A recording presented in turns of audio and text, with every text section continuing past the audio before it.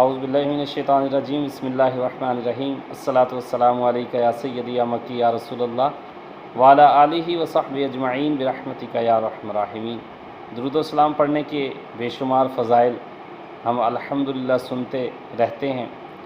ایک فضیلت آقا کریم کا فرمان، جس نے مجھ پر درود پاک پڑھا تو اس نے اپنے اوپر 70 دروازے رحمت کے کھول لیے، اور اللہ تبارک و تعالیٰ اس شخص کی لوگوں کے دلوں میں محبت ڈال دیتا ہے۔ اب اس سے وہی بغض رکھے گا جس کے اپنے دل میں نفاق ہوگا۔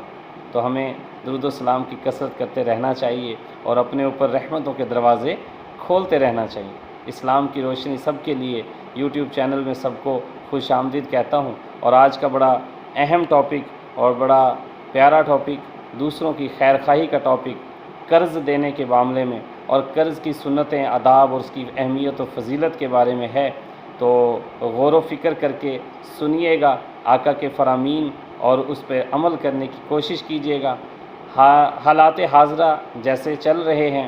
مشکلات ہیں، لوگ پریشان ہیں، معاش کی وجہ سے بھی پریشانی ہے، مہنگائی کی وجہ سے بھی پریشانی ہے۔ تو اگر ہم سے ہو سکے کسی کی خیر خواہی کرنے کے لیے کسی کو قرض دیا جائے، اور اس پوزیشن میں ہیں کہ اللہ نے ہمیں مال سے نوازا ہے اور ہم کسی کی اس طرح سے مدد کر سکتے ہیں، تو یہ ضرور کیجئے اور اس کی فیض و برکات سنیے۔ اور حضرت عبداللہ بن مسعود رضی اللہ تعالی عنہ سے روایت ہے، پیارے آقا صلی اللہ تعالی علیہ وآلہ وسلم نے فرمایا، ہر قرض صدقہ ہے، یعنی جب آپ قرض دیتے ہیں تو یہ آپ کی طرف سے صدقہ ادا ہوتا ہے۔ تاجدار مدینہ راحت قلب و سینہ صلی اللہ تعالی علیہ وآلہ وسلم کا فرمان ہے، میں نے جنت کے دروازے پر لکھا ہوا دیکھا کہ صدقے کا ہر درہم 10 درہم کے برابر ہے، اور قرض کا ہر درہم 18 درہم کے برابر ہے۔ اس کا مطلب یہ ہے کہ قرض صرف حاجت مند ہی لیتا ہے، اور صدقے میں یہ وہم موجود ہے کہ شاید محتاج کی بجائے غیر محتاج کو پہنچ جائے، لیکن قرض ہمیشہ وہ لے گا جو ہے ہی محتاج، جس کو ہے ہی بہت زیادہ ضرورت۔ تو آپ صلی اللہ تعالی علیہ وآلہ وسلم کا ایک فرمان کہ جب ایک شخص دوسرے کو قرض دے تو اس کا ہدیہ قبول نہ کرے، کہ کہیں ایسا نہ ہو کہ وہ آپ کو اس وجہ سے ہدیہ دے رہا ہو کہ اس نے جو ہے نا مجھے قرض دیا ہے اور آئندہ کے لیے میں اس سے قرض لوں گا تو اس معاملے میں یہ میرے ساتھ اچھا ہی کرے گا، تو اس کا نیت میں اگر یہ شامل ہو، یا آپ نے قرض دیا ہے تو اس نیت سے لیا اس سے ہدیہ کہ کیونکہ میں نے اس پہ احسان کیا ہے تو ہدیہ مجھے دے گا، تو ظاہری بات ہے اسی کے لیے زیادہ بہتر ہے، تو یہ خوش آمد میں بھی جا سکتا ہے، اس کے فیض و برکات جو ہے نا ہمارے ختم بھی ہو سکتے ہیں، اس لیے فرمایا کہ ایسا نہ کیا جائے، اس سے ہدیہ نہ لیا جائے۔ امام ابو حنیفہ امام اعظم رحمۃ اللہ تعالی علیہ کا تقوی، حضرت امام اعظم ابو حنیفہ رضی اللہ تعالیٰ عنہ ایک جنازے میں پڑھنے تشریف لے گئے، تو دھوپ کی وجہ سے شدت تھی، تو انتظار ہو رہا تھا، تو ایک دیوار کے ساتھ چند صحابہ چند لوگ کھڑے ہوئے ہیں، انہوں نے آپ کو دیکھا تو فرمایا کہ امام اعظم ابو حنیفہ رضی اللہ تعالیٰ عنہ، آپ چھاؤں میں تشریف لے آئیے جو دیوار کے سائے میں جگہ ہے۔ تو آپ نے فرمایا کہ یہ جس کے گھر کی دیوار کی چھاؤں ہے، آپ اندازہ کیجئے اس فرمان سے کہ ہمارے اسلاف کا کیا طریقہ رہا ہے۔ فرمایا کہ یہ جس کے گھر کی دیوار کا سایہ ہے وہ میرا مقروض ہے، تو میں اللہ تعالیٰ سے ڈرتا ہوں کہ اگر میں اس کی چھاؤں میں کھڑا ہو گیا تو ایسا نہ ہو کہ یہ چھاؤں لینا سود میں شمار نہ ہو جائے۔ اللہ اکبر! تقوی دیکھیں، یہ پرہیزگاری تھی ہمارے اسلاف کی کہ وہ اتنا ڈرتے تھے کہ کسی کو اگر قرض دے دیا تو قرض والی رقم ہی واپس ہو، اگر میں ان سے کوئی نفع لینا چاہوں تو ایسا نہ ہو جائے کہ وہ نفع جو ہے میرے لیے سود بن جائے۔ اللہ اکبر! حضرت عبداللہ بن ابی ربیعہ رضی اللہ تعالیٰ عنہ فرماتے ہیں، آقا کریم صلی اللہ علیہ وسلم مجھ سے حضور اقدس صلی اللہ علیہ وآلہ وسلم نے قرض لیا تھا، جب حضور صلی اللہ علیہ وسلم کے پاس مال آیا اور ادا فرما دیا اور دعا دی کہ اللہ تعالیٰ تیرے اہل و عیال میں برکت عطا فرمائے، اور فرمایا قرض کا بدلہ شکریہ ہے اور ادا کر دینا ہے۔ اسی طرح جب بھی کوئی احسان کرے تو اس کا شکریہ ادا کرنا چاہیے۔ آقا کریم صلی اللہ علیہ وآلہ وسلم چھوٹی چھوٹی باتوں پر لوگوں کا شکریہ ادا فرمایا کرتے تھے۔ بعض روایتوں میں یہ بھی ہے کہ جب آپ پر کوئی احسان کرتا، بلکہ یہ سرکار مدینہ کا احسان ہے کہ اگر کسی کی خدمت کا کسی کو موقع دیا عنایت فرمائیں تو یہ آقا کا احسان ہے، کیونکہ آقا کریم صلی اللہ علیہ وسلم پہ تو کرم نوازیوں کی بارش ہے۔ یہ ایک دنیا داری اور ہمیں سکھانے کے لیے سارے معاملات، تو آپ اسے اس طرح دعا دیتے تھے، یعنی جو آپ پہ احسان کرتا یا آپ کے ساتھ کوئی معاملہ اچھا فرماتا تو آپ اسے فرماتے جزاک اللہ خیرا، اللہ عز و جل تجھے بہترین جزا عطا فرمائے۔ نیز آپ صلی اللہ علیہ وسلم کا فرمان، جس شخص کو یہ پسند ہو کہ اللہ تعالیٰ اسے قیامت کے دن غم اور گھٹن سے بچا لے تو اسے چاہیے کہ تنگ دست قرض خواہ یا قرض دار کو مہلت دے اور قرض کا بوجھ اتار دے اس کے اوپر سے، یعنی اسے ہو سکے تو معاف فرما دے۔ تو یہ اللہ تبارک و تعالیٰ کی طرف سے بڑے زبردست انعام کا۔ امام اعظم ابو حنیفہ کا مزید ایک کرم نواز جو ہے نا واقعہ، حضرت امام اعظم رضی اللہ تعالیٰ عنہ کی عادت کریمہ تھی کہ حصول ثواب کے لیے کثرت سے لوگوں کو قرض دیا کرتے تھے اور اپنے مقروضوں کے ساتھ نہایت حسن سلوک سے پیش آتے تھے، اور اس کی مثال زبردست اس واقعے سے ہمیں ملتی ہے کہ ایک مرتبہ حضرت شفیق رحمۃ اللہ تعالیٰ علیہ فرماتے ہیں کہ میں امام اعظم ابو حنیفہ کے ساتھ ایک راستہ پر چل رہے تھے کہ سامنے سے ایک شخص آیا اور وہ آپ کو دیکھ کر چھپ گیا۔ جب آپ وہاں قریب پہنچے تو آپ نے آواز دی، اسے بلایا، اور جب وہ حاضر ہوا تو آپ نے پوچھا کہ بھائی خیریت، آپ مجھے دیکھ کر چھپ کیوں گئے؟ تو وہ کہنے لگا کہ میں آپ کا مقروض ہوں اور میں نے آپ کو 10,000 درہم دینے ہیں، تو خوف کی وجہ سے،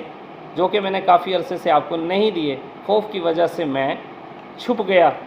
اور شرمندہ تھا میں۔ تو آپ نے فرمایا کہ میری وجہ سے تمہاری یہ حالت ہے، جاؤ میں نے تمہیں یہ جو قرض روپیہ پیسہ میں نے تم سے لینا ہے وہ میں نے بخش دیا، اور میں نے اپنے آپ کو اپنے نفس پر گواہ کر لیا، اب آئندہ مجھ سے نہ چھپنا، اور جو خوف تمہارے دل میں میری وجہ سے پیدا ہوا ہے مجھے معاف فرما دو۔ اللہ اکبر، یہ تقوی و پرہیزگاری والے لوگ تھے، اور کتنی زبردست، مقروض کو معاف بھی فرما دی اور اس سے معافی بھی مانگ رہے ہیں۔ اللہ تبارک و تعالیٰ کی ان پہ رحمت ہو اور ان کے صدقے ہماری مغفرت ہو۔ حضرت ابو سعید خدری رضی اللہ تعالیٰ عنہ فرماتے ہیں نبی کریم صلی اللہ علیہ وسلم کی خدمت میں نماز پڑھانے کے لیے ایک جنازہ لایا گیا، تو حضور سید عالم صلی اللہ علیہ وسلم نے پوچھا کہ اس مرنے والے پر کوئی قرض تو نہیں ہے؟ عرض کیا گیا اس پر قرض ہے۔ آقا کریم صلی اللہ علیہ وسلم نے پوچھا اس نے کچھ مال بھی چھوڑا ہے کہ جس سے یہ قرض ادا کیا جا سکے؟ عرض کیا گیا نہیں۔ تو حضور صلی اللہ علیہ وسلم نے فرمایا تم لوگ اس کی نماز جنازہ پڑھ لو، میں نہیں پڑھوں گا۔ حضرت علی کریم اللہ وجہ الکریم نے کرم فرماتے ہوئے عرض کیا اے اللہ عز و جل کے پیارے رسول صلی اللہ علیہ وسلم، میں اس کا قرض ادا کرنے کی ذمہ داری لیتا ہوں۔ حضور صلی اللہ علیہ وسلم آگے بڑھے اور نماز جنازہ پڑھایا اور فرمایا اے علی کرم اللہ وجہ الکریم، اللہ عز و جل تجھے آگ سے بچائے اور تیری جان بخشی ہو، جیسا کہ تو نے اپنے اس مسلمان بھائی کے قرض کی ذمہ داری لے کر اس کی جان چھڑائی۔ کوئی بھی مسلمان ایسا نہیں ہے جو اپنے مسلمان بھائی کی طرف سے اس کا قرض ادا کرے مگر یہ کہ اللہ تعالیٰ قیامت کے دن اس کی رہائی بخشے گا۔ یعنی کوئی ایسا مسلمان نہیں کہ جس نے اپنے بھائی کے لیے اتنا بڑا سٹیپ لیا، اس کا قرض معاف کر دیا یا ادا کر دیا تو اللہ تعالیٰ اسے اتنا بڑا صلہ بخشش والا نہ دے۔ اللہ تبارک و تعالیٰ کی کرم نوازی اور آپ صلی اللہ علیہ وسلم کا فرمان عالی شان ہے، وہ شخص جس نے اللہ عز و جل کی راہ میں جان دی یعنی شہید ہوا ہے، اس کا ہر گناہ معاف ہو جائے گا سوائے قرض کے۔ تو یہ قرض اتنی بڑی وہ ہے کہ اگر قرض دیے بغیر اس دنیا سے شہید بھی رخصت ہوا ہے تو اللہ تعالیٰ اس پہ بھی گرفت فرمائے گا، کیونکہ یہ حقوق العباد میں سے آتا ہے۔ نیز آقا کا فرمان ہے جو لوگوں کا مال بطور قرض لے اور وہ نیت اس کے ادا کرنے کی رکھتا ہے تو اللہ عز و جل اس کی طرف سے ادا کر دے گا، اور جس شخص نے بطور مال قرض لیا اور نیت ادا کرنے کی نہیں رکھتا تو اللہ تعالیٰ اس شخص کو اس کی وجہ سے تباہ کر دے گا۔ تو اس حدیثوں سے ہمیں قرض لینے، قرض دینے اور قرض کی بخشش کرنے اور قرض کی ادائیگی کی اہمیت کا ہمیں پتہ چلا، فضیلتیں بھی ہمیں حاصل ہوئیں، اور نہ ادا کرنے والا یا صرف اتنی نیت رکھنے کے والا کہ میں لے تو لوں گا بس دینا پھر دیکھی جائے گی، اس کے لیے بڑا عذاب ہے دنیا میں بھی اور آخرت میں بھی۔ تو کوشش کیجئے کہ یہ قرض جو ہے دنیا میں ہی رہتے ہوئے معاف ہو جائے یا پھر ادا کر دیا جائے، آخرت میں اس کی پکڑ بہت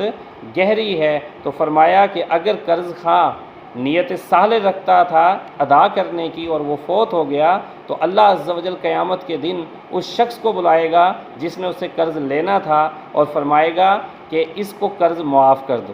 وہ اسے معاف فرمائے گا، اور پھر اللہ تعالیٰ اس کے عوض، معاف کرنے کے عوض اسے جنت کی نعمتیں عطا فرمائے۔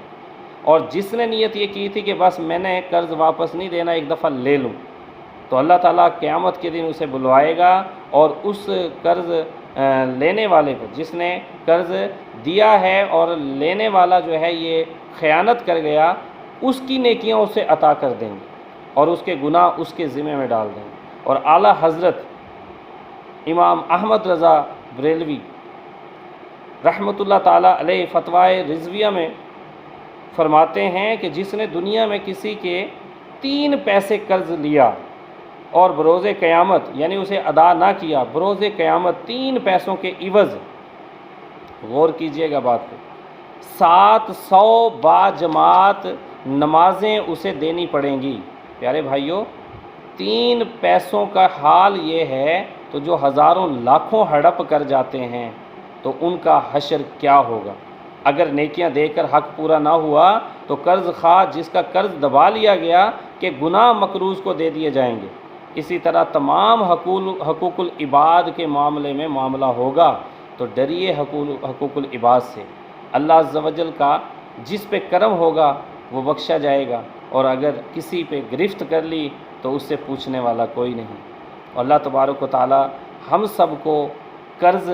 دینے، ان پہ نرمی کرنے، انہیں مہلت دینے، اور اگر ہو سکے تو معاف کر دینے کی ہمیں توفیق عطا فرمائے۔ اور دوسروں کا بھلا چاہنا، دوسروں کی خیر خواہی چاہنا، یہ باعث ثواب دنیا میں بھی اور آخرت میں بھی ہے۔ مشکل وقت میں کسی کی مشکل میں کام آنا بہت بڑی سعادت والی بات ہے، کسی کے لیے آسانیاں پیدا کر دینا، مقروض کو مہلت دے دینا، اور اگر اللہ نے آپ کو بڑا نوازا ہے اور وہ تنگ دست ہے تو اس کو معاف کر دینا، یہ بہت بڑی سعادت کی باتیں ہیں۔ اور مشکل وقت میں مدد میں تو اللہ تبارک تعالیٰ بھی خوش، اللہ کا رسول بھی خوش۔ اللہ تعالیٰ ہم سب کو ان تمام احادیثوں پر عمل کرنے کی سعادت دے، دوسروں کو قرض دینے، مہلت دینے اور بخش دینے کی سعادت عطا فرمائے۔ السلام علیکم ورحمۃ اللہ وبرکاتہ۔